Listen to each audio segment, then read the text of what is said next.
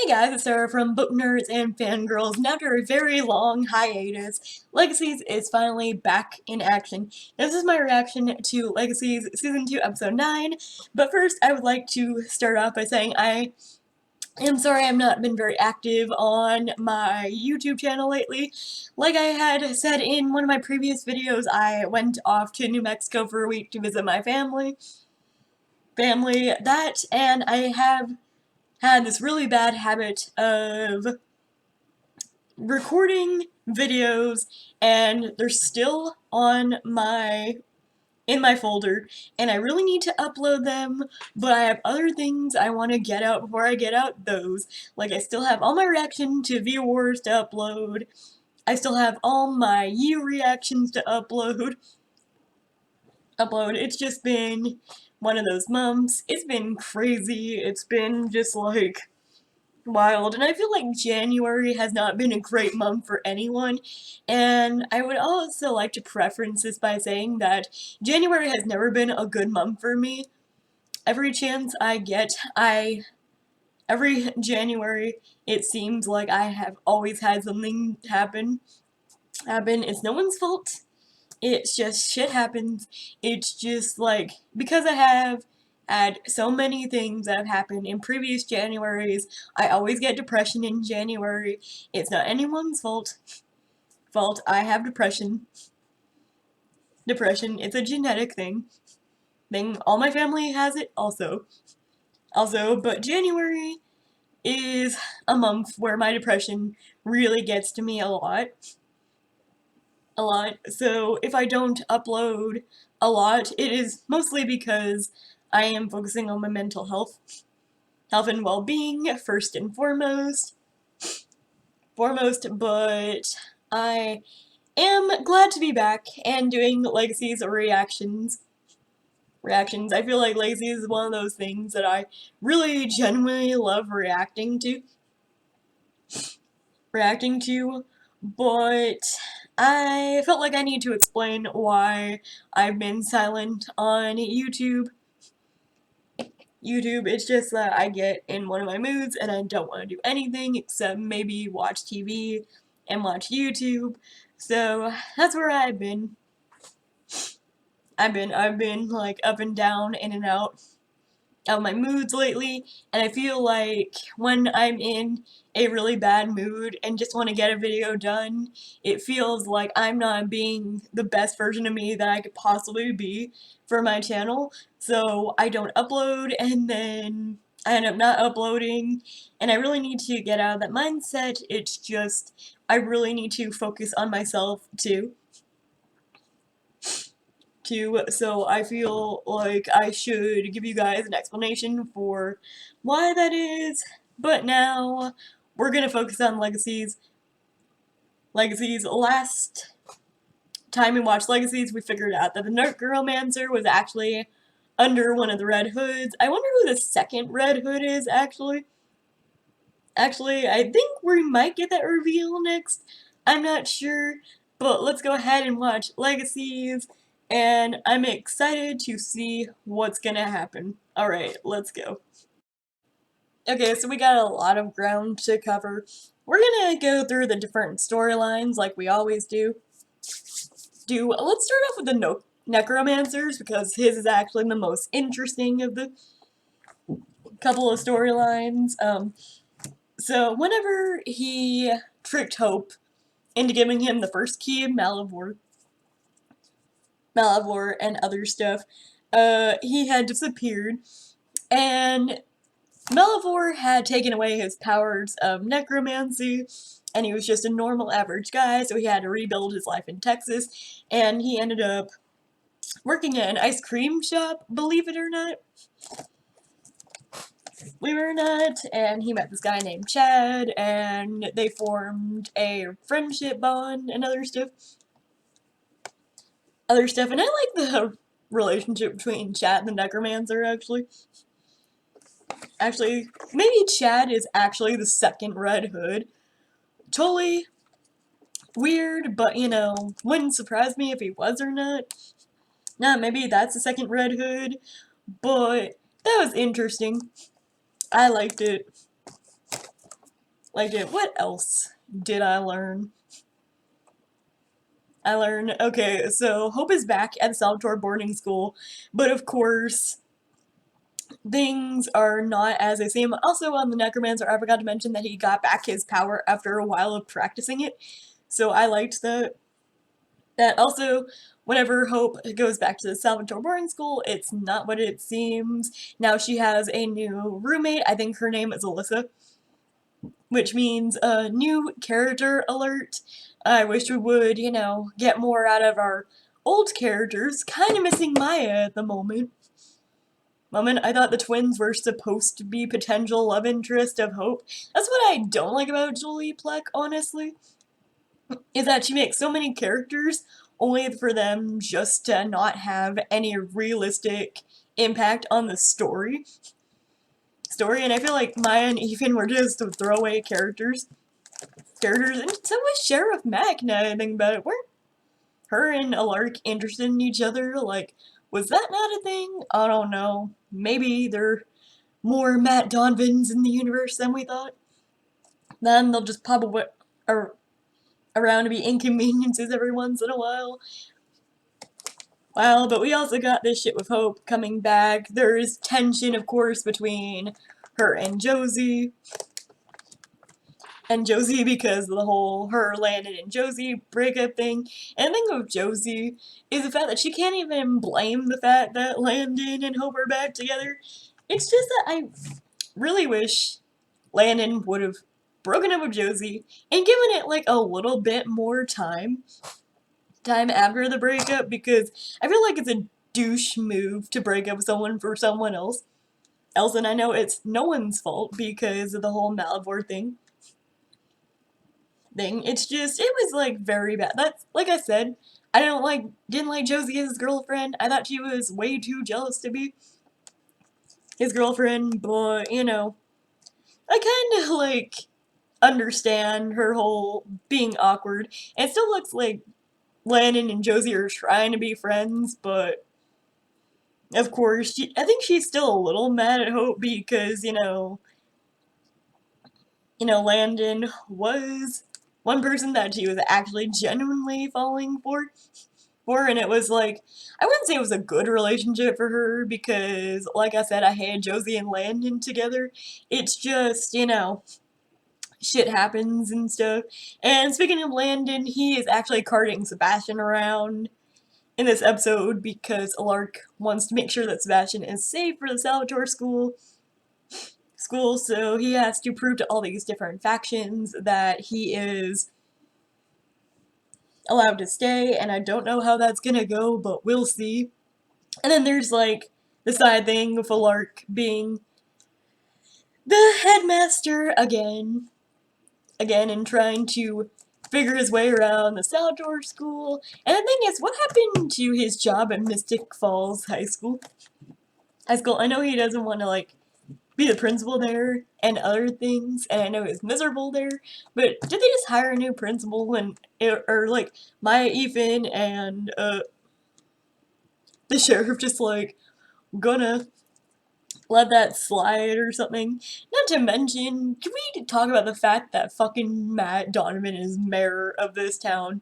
No wonder this town's going to shit, because Matt Donovan, the most useless human in the Vampire Diaries universe, is actually the mayor of this town, so why not? Nah, but I don't know. We'll see. We'll see how this goes.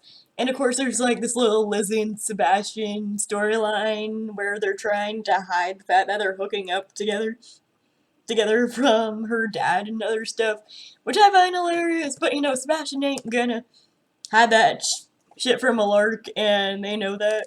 So let's go ahead and continue with the episode. Okay, so the Necromancer, of course, couldn't really, he could bring things back to life, but then they immediately died afterwards. And then Chad thought it was a good idea to go back to the Malivore pit and, like, piss straight in it. And then he noticed that the portal was, like, closed back down. And then he's like, oh, maybe it just requires a sacrifice. And then he kills his friend Chad and just, like, throws him in there. And I'm just like, poor Chad. Chad seems like an awesome dude. Dude, I really like Chad. Chad, hopefully he comes back to life. Hopefully. And then, let's see. See what else happened. Okay, so Lizzie is trying to distract herself from having sex with Sebastian because, yeah, she quote-unquote hates him. I don't think she hates him, I just think she's pissed at him right now. And then she's trying to use MG as a distraction, or more so his comic books, and shout out to them for using Crisis on Infinite Earth, which I believe just ended on the CW. I don't follow any of the superhero shows, so comment down below if it has or not, because I don't really know by this point. If it did, then, you know, that would be major spoilers, because Lizzie just, like, ruined the ending, and I'm not like, yeah, that does seem like a very lame ending. But, you know, shit happens. And then she tells MG why she's doing it, because she keeps on thinking about having sex with Sebastian, and it's kind of like a cold shower for her emotions. And MG's just all like, we don't use comic books for that purpose. And it was just like a funny scene, and I enjoyed it. And then we have Sebastian and Landon, and Landon got Sebastian involved in this dodgeball game with the werewolves because, you know, basic vampire urge to kill werewolves because they're sworn enemies. And he actually ends up having a lot of fun with the werewolves and playing dodgeball. Well, and I thought it was a really cute scene for Sebastian. I'm actually kind of liking Sebastian a lot more in this episode. I didn't think I would like him as a whole. A lot of people got pissed off at me, I believe because I didn't like Sebastian at first, but now he's kind of growing on me. So let's go ahead and continue this episode. Okay, guys, we'll talk about Josie's premonition in a minute, because I have a theory about it. Not really a theory, but unfortunately for people who don't know who's coming back in episode 12, there'll be spoilers for it. So I made a cup of hot chocolate. So I'm gonna hold that up when I'm talking about Josie's vision, because I don't want people who don't know who's coming back yet to feel like, oh my god, you spoiled that for me. So I'm gonna give you guys the option to, like, opt out when I'm holding my hot chocolate mug, but I think I figured out. I think I know who did it, so I'm gonna tell you guys that and what I think it's gonna be. But let's go ahead and continue with like my review of what just happened. So, of course, MG doesn't really like Sebastian, and then he sits by Alyssa, who is gonna cause trouble for Sebastian because MG's one of her favorite vampires, and it's just like, hey, want me to get rid of him for you, because they don't think Sebastian has impulse control because he's been desiccating for several years, so, the witch, like, cuts herself with a plate and other stuff, and there's a lot of blood. Unfortunately, that plan backfires when Sebastian is the calm one, and all the vampires, of course, have the little spirally thing. Sebastian calms his urges, which makes me think he's a lot more deadly than we expect him to be, because a vampire that could calm their urges to feed really reminds me of, like, Catherine level status. I don't want to go there with Sebastian yet. I don't think he's particularly a villain, but I don't know. We'll see. I might look like a clown later in this episode, but I have no idea. And then, it backfires. And then MG, of course, being a ripper, Ripper just like can't control himself and other stuff. And then Sebastian steps in and tells MG it's just a feeling, it will pass, just let it pass. Pass, you have to, and things like that. MG figures out that he's been like a huge dick to Sebastian because all Sebastian is doing right now is trying to help him get past his urges.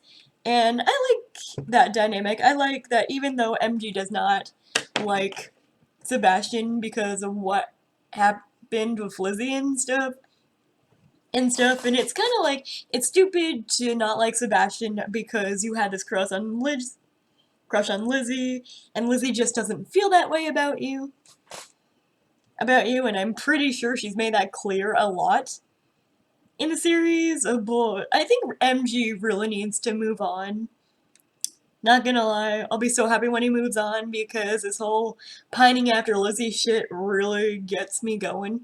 I know a lot of people ship MG and Lizzie. I am just not one of those people because I believe that they have no real common interest, and I think it takes a lot of common interest to make a couple, and if you're just so different, it doesn't end up working, and I think that would be the case with MG and Lizzie. I prefer him with Kim, so hopefully Kim comes back soon. But we're gonna move past this part, and we're gonna go to Josie's vision. So I'm gonna try to avoid. I want you guys to try to avoid spoilers. If you do not know who comes in on episode 12, wait until I'm done holding up this Pennywise mug because there's a lot of shit that I'm going to be spoiling right here. So goodbye. Not spoiler people, wait until this mug is down. Please mute me. But okay. We're going to go to Josie's premonition because she's trying to channel the hourglass, and I don't know if she's trying to destroy it or figure out what's gonna happen with it, but we have someone breaking the hourglass. Now, my theory is that this is Kai breaking Josie's hourglass mostly because of the setting where the hourglass is broken. Now, the colors remind me of the place that Kai is trapped in, the karaoke bar that he's in, listening to this on a loop. It reminds me of the karaoke bar that Bonnie stuck him in. And whenever she re-trapped him in the prison world. So that's why I feel like Kai is the one who broke the hourglass and unleashed, of course, Dark Josie because the Salvatore boarding school is on fire and Josie has the black eyes and it looks like she is doing it. So in all actuality, I think it is in 2 more episodes, I believe that some serious shit is gonna go down with all of them. So I believe that is where all the shit's going down, and how they are in peril is gonna be because Kai is coming in episode 12, and I'm so super excited to have Kai back. I believe he is one of the best Vampire Diaries villains because there's actually a lot of stakes with Kai coming back into the picture, like, a lot. So, I'm glad to have Chris Wood back. I'm glad to have, like, a storyline, but, of course, Dark Josie and other stuff, and Premonition. But, with all this Premonition stuff, I think that is what the Premonition means. I am so super excited if I'm right about who broke the hourglass. Comment down below if you guys have theories of your own. I would like to see who you think is gonna break the hourglass that holds Josie's dark magic, and of course we see Josie with black eyes, so I think that's Dark Josie or the darkness overtaking her. So comment down below if you know who might break the hourglass, because I have my own theories, but like I said, I can't share my theories because a lot of people don't like spoilers, so I want to be respectful to those people. and not mention who is coming back in episode 12, but I have a feeling it is them. But we'll see who breaks the hourglass. Let's go ahead and continue with this video. So Hope volunteered to help Josie put a protective spell over the hourglass. I know it has a name, a technical name. I cannot remember it because I'm half asleep right now, but maybe they'll say it a couple times. Apparently the necromancer thinks that this could actually help restore his power. So I don't know how that's gonna work, but we'll see about that. That I'm not 100% sure yet. Let's see what else. Okay, and then the witches were testing Sebastian. And of course Alyssa pissed him off because it's all like, you're afraid they won't let you stay, and you're afraid that Lizzie is 10 times better than you, and they'll throw you away like trash on the side of the road, and I'm just like, why are you being so mean about it? I get that, she doesn't like him because, I don't know why, because she prefers MG, but that was kind of, like, Lizzie defending her man, I'm just like, ooh, I liked that. I'm starting to like them a little bit more as a couple now. But I don't know. I think something's gonna go awry with this, and somehow he's not gonna stay. But let's go ahead and watch. Okay, so we got a lot to cover on this one, but you know, Sebastian told Landon about his past, how he was sold as a child, and how he just got by doing what he needed to do. And I felt so bad for Sebastian at that part. I was just like, ugh. The thing is that Sebastian, like, knows he did awful things, and he is like, well, damn. Damn, I did awful, horrendous things, and I don't deserve Lizzie because she's so pure and good of heart. And like, I kind of like, of course I have a soft spot for bad boys trying to, stop from being bad. Hello, Damon Salvatore was my favorite character in the Vampire Diaries universe, but I don't know. And then he attacked that one woman, and then the Larkatcha put him down with an arrow, so I don't know what's gonna happen to Sebastian.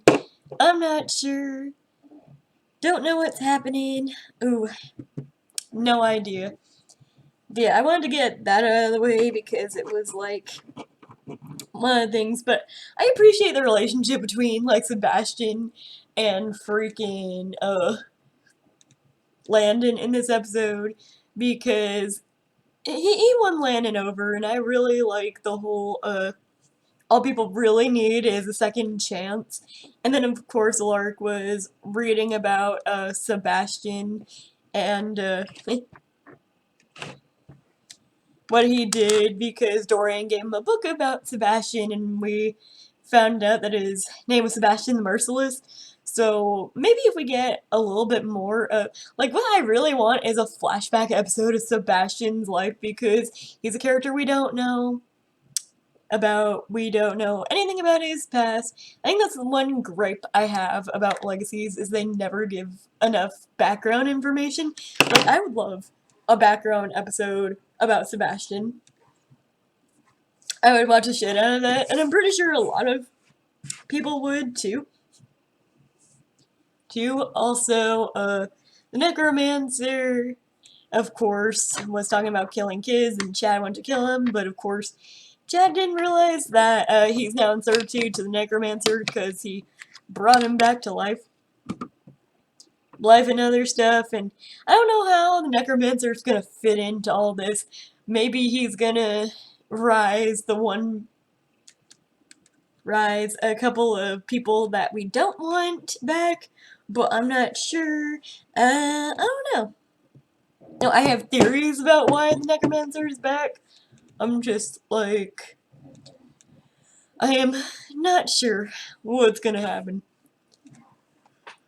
happened, but one thing I wanted to mention was Hope and Josie's talk about, black magic and jealousy and what had happened after Hope had escaped Malivore, and I really love these two. I'm just like, I really want Hosey to be endgame. Like, don't get me wrong, I know a lot of people ship Handon, and I'm one of those people that just don't get it. Maybe because a lot of people compare them to Stelena, and for people who know me, know I'm a Delena shipper, so I don't like Stelena as a couple. There's something about couples that are entirely too similar to each other that just puts me off.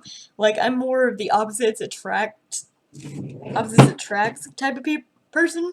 So Landon and Hope just don't do it for me. I feel like Josie and Hope do it for me more because they've both admitted that they've had crushes on each other in the past, and they have like a lot of the connections, and the actresses even wouldn't mind that also. So I feel like what Julie Plec needs is a really strong LGBT character. I know Josie is pansexual. I like the fluency of sexuality in this show. I just think they need a main canon ship that are involved with each other. Like Penelope and Josie, I've already mentioned this before. They're not my favorite ship. If anything, they're like my least favorite ship, and I know that's a lot. A lot of people are gonna be like, "What? How can you not ship Posey?" But just not a shipper. I didn't like Penelope's attitude to begin with. I believe that she was really sweet to Josie, and that Josie needed that like first love experience. But I don't think their end game. I don't know what happened to the actress who played Penelope. I don't know why she decided to not be on the show. Like she wasn't even on the show a lot to begin with. So I don't know.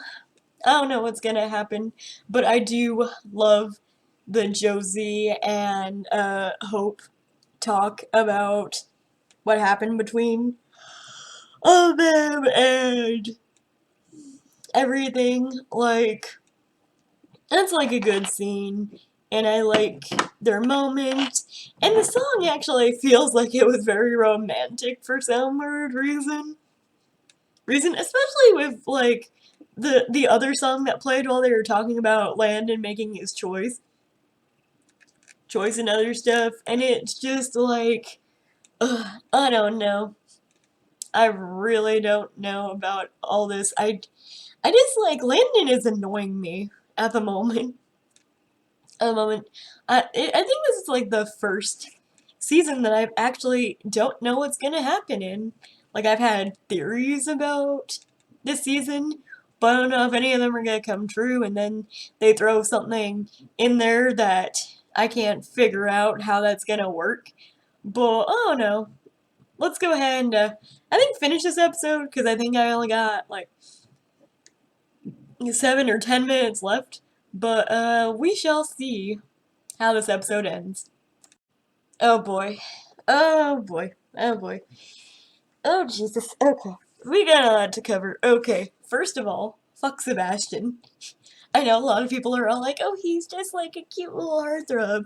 But him going all like, oh yeah, I could get into Lizzie's head, and I've had her like all over your stupid school, and I'm like him bragging that he used a Lark's daughter, and he was just using Lizzie all this time, and bending her to his will because he could control her mind and other things, and it's just, and him saying, you can't protect her from me, and blah blah blah, and I'm just like, ugh, why did I ever think I could give him my fucking shot? Like, well, you see, this is why I said in every discussion that I did not trust Sebastian. I just don't, I don't know. I don't know what his intentions were with Lizzie. And I don't think that he's dead. I think that Lark is gonna torture him or something like that. like that. I don't think we've seen the end of Sebastian because he might be a big bad, might not. And then we've got, you know, the whole thing with Josie's hourglass and it's slowly breaking, and I'm just like, oh my god, the hourglass is breaking, but we gotta rewind. I like the whole sweet scene between Josie and Landon and them fixing up Hope's room and agreeing to be friends. I loved that scene. I also like the scene where Lizzie broke down because she was sad that Sebastian was leaving, but she doesn't know what we know, that he was using her, and he would continuously use her if Alark ever, you know, did something. It was just like, why did everyone trust this dude? Oh no. No, I was starting to like, go like, oh, he's not that bad of a guy, and then lo and behold, that's not exactly what happened there, but like the witches even read his feelings, so I'm like kind of confused whether or not Sebastian does care about Lizzie or if he's just using her to, or if he was saying those words to spite Alark because he thought it was so powerful and shit over him. I just don't know, but like, ugh. This is why you don't fuck with people's kids. But and then Necromancer rides the next monster because he made another portal to Malivore, and he's now promising them eternal life if they can get the hourglass that holds all of Josie's dark magic, so he can draw from it to become a powerful necromancer. I feel like this hourglass is gonna come into play a lot, but there's a lot of questions about who's gonna break the hourglass. I'm pretty sure I know who it is because it looked like they had like male hands, so obviously it's male. So I'm really excited for episode 12 because ooh, it's gonna be a good one. But I'm gonna say bye to the non-spoiler people because I feel like I have to talk about who comes in episode 12 and what I think is gonna happen. So bye non-spoilery people. It was nice seeing you. I'll see you in my next video. But right now I really gotta talk episode 12 spoilers. So I feel like the Ascendant is gonna come into play somewhat. That the Necromancer is gonna feel like no matter who he sends, let Hope will always foil his plans and stuff. So he feels like he has to rise a real threat, and you know, someone that Alark will have difficulty defeating, and so will everyone else. And I feel like that guy is Kai. So the Necromancer is gonna find some way to grab the Ascendant, release Kai, I don't know why the Necromancer can't just go in the Salvatore school, grab the hourglass himself and do it. But of course there's a protective barrier against the spell, so I don't know what's gonna happen there. But I'm pretty sure Kai could break the hourglass, or the Necromancer is gonna trap Josie, Alark, and Lizzie in the Ascendant. Like I said, there's gonna be spoilers in this synopsis. I read the synopsis for episode 11 too, that Alark, Josie, and Lizzie are gonna be in peril. And in episode 10, I believe the next episode, it also says that Alark's past comes back to haunt him. So I'm pretty sure this is all leading up to Kai, and I'm pretty sure Dark Josie, I think Kai is gonna be the one to break the hourglass, which will, of course, unleash Dark Josie, and I think Josie is gonna be the main antagonist to season 3, just like Steven was one of the main antagonists for season 3. 3, so I feel like having Josie as an antagonist could either be really fun or really annoying. Annoying, and, I don't know. I know everyone worried about Lizzie over here, and Josie looks like she might turn evil. So I don't know. I feel like it's all leading up to Josie becoming Dark Josie. We gotta make Hope a Tribrid sometime because we need to level her up a little bit. Because Julie Plex says Malivore will be like a threat throughout all the seasons. Like he is the ultimate bad. So of course Hope cannot defeat Malivore until she's a Tribrid. So we're gonna have to get Hope to be a Tribrid at some point. I don't think season 2 is gonna be Hope being a Tribrid because season 2 is specifically about stopping the merge or focusing on the Ascendant, and is more like a twin-centric season. So I feel like this is more the introduction for the main antagonist in season 3, which will probably be Josie, obviously. Honestly, I feel like it's heading that way. I don't think Chris Wood has signed up for more episodes than episode 12. I hope he does. I hope he stays, but those are my theories for the moment. And this is gonna be interesting. I have no idea. So there you guys have it. That was my reaction to season 2, episode 9, I believe? Yeah, season 2, episode 9. What do you guys think of this episode? Did you like it? Did you not? Comment down below and let me know, and I'll see you guys in my next episode. Bye!